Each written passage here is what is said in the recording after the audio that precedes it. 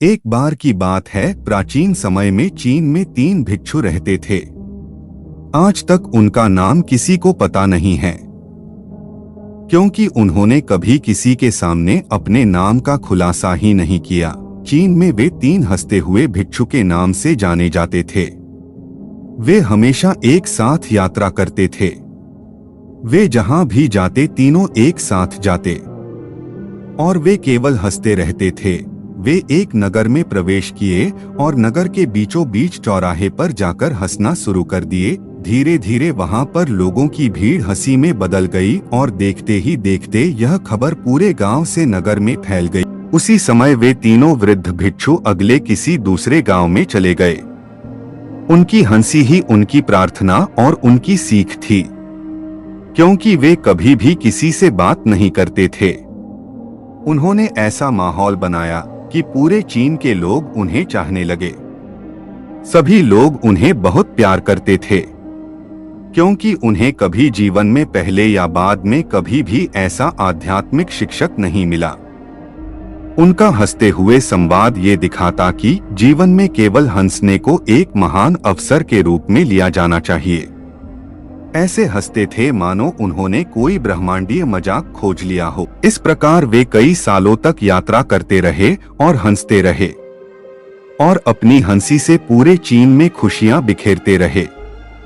चीन के उत्तरी प्रांत के एक गांव में होने के दौरान उनमें से एक की मृत्यु हो गई। लोग सुनकर चौंक गए और दूर दूर से लोग भागकर केवल अन्य 2 भिक्षुओं की इस घटना पर प्रतिक्रिया देखने के लिए भागे हुए आए। वे उनसे दुख दिखाने या रोने की अपेक्षा कर रहे थे और सारा गांव उस स्थान पर आ गया जहां 3 भिक्षु थे, 2 जीवित और 1 मृत। लेकिन शेष 2 भिक्षु और जोर से हंस रहे थे। वे हंस रहे थे और हंसी को रोक नहीं पा रहे थे।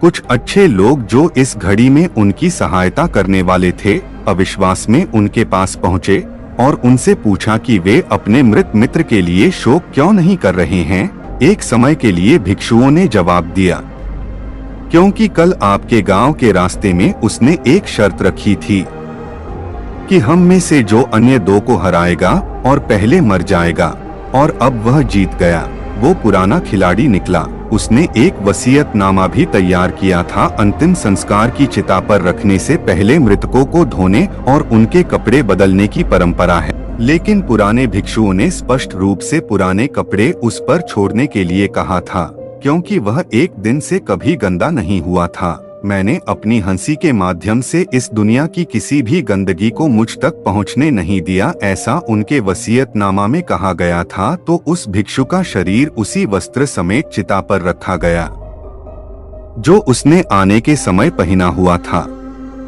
और जैसे ही आग जली, सभी को विस्मृत करते हुए आग उसके कपड़े पकड़ने लगी और अचानक 100 रंगों की आतिशबाजी ऊपर नीचे और चारों दिशाओं में धधक उठी।